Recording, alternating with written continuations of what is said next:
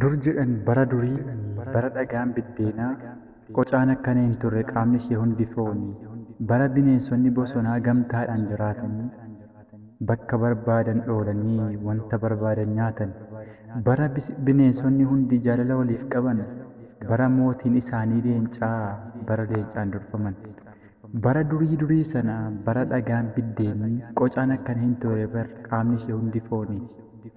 Osoo akkanaan jiraatanuu osoo tokkummaa qabanuu bineensota hunda keessaa albaadhessi dabamuree isa biraa nyaachuudhaafis ququphanee shururee sagalee isaa ol fuudhee hunda isaanitti sagaleessee waan gaariin yaade hunda isaaniif dhiyeessee waan garaa isaatti yaade hunda isaaniif dhiyeessee callisaa mi'ar tokko jirana yaa bineensota dhagahaa waan garaatti yaadeen hunda keessaniin ga'a.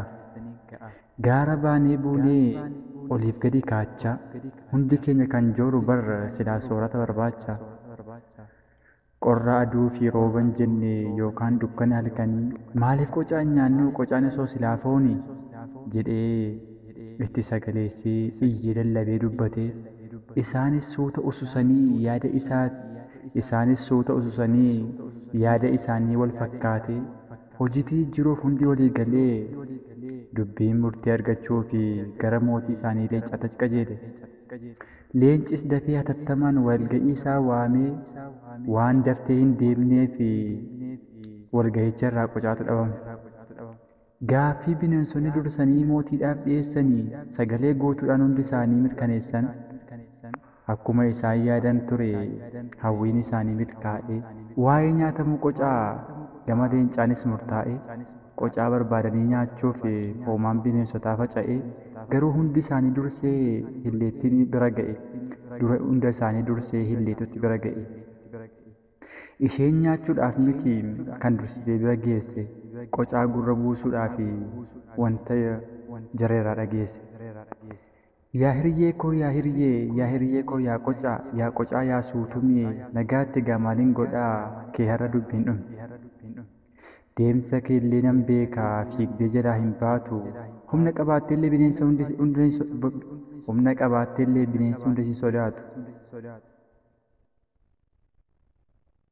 Anis humna qabaadhee waa tokko sirraan dhoowwu bineensonni hundi isaanii si nyaachuudhaaf walii galanii si biratti na argannaan anayyuutti dabalanii osoo wal jaallannu osoo wal mararru nagaatti gaamaaliin siif ogadha sichi waliin agarru jetteen hilleettiin xarab jechaa fiigicha ishee galte.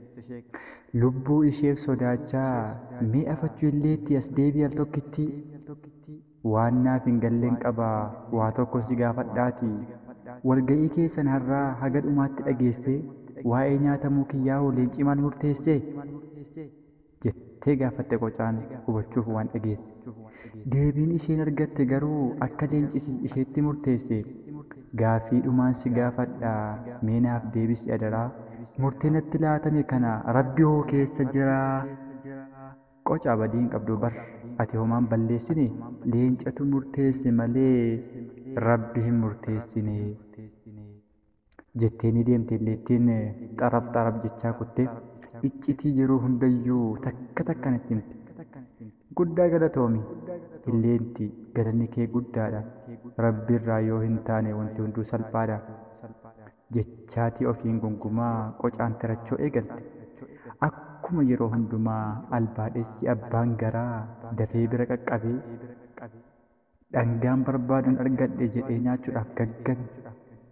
Qocaa liqimsuudhaaf afaan isaa itti banee garuu hin milkoomneef akka yaadan hin taane wanti yaadame hundi jalaa fashalaa'ee egaa rabbitu qaama qocaa waan jabaadhaan haguuge akkuma rabbiin abdattetti murtiin jaraa tuffattee qocaan humna rabbiitiin haga yoona jiraatte.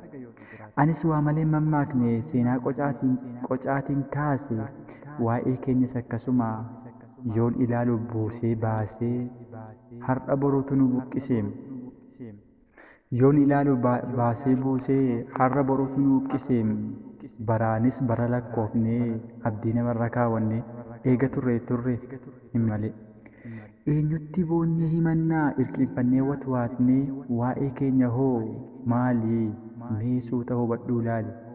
Seenaa keenyaaf kan qocaa waan baay'ee wal fakkaata.